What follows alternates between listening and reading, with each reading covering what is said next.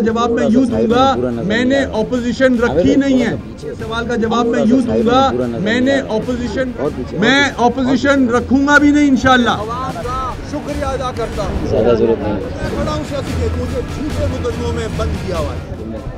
आप लोग कहते हैं ना, long live Pakistan, long live Karachi, long live Hussain, long live Karachi, long live Muttahida. Waseem Akhtar mayor के इंतखाब के लिए जेल से वोट डालने आए तो मीडिया से बातचीत के दौरान डिप्टी मेयर अरशद वोहरा उनके कानों में मुसलसल सरगोशी करते रहे।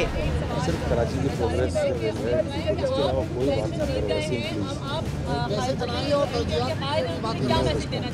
सब्जेक्ट उस तक मत ले जाना।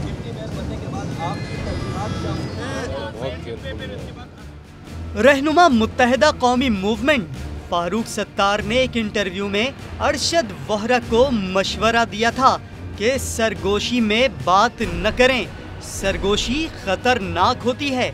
लेकिन फिर जब वसीम अख्तर हल्फ उठाने आए तो खुद फारूक सत्तार अपने जोशीले रहनुमा को सरगोशियों में मशवरे देते रहे। माइक नहीं चलेगा, ज़्यादा जरूरत नहीं।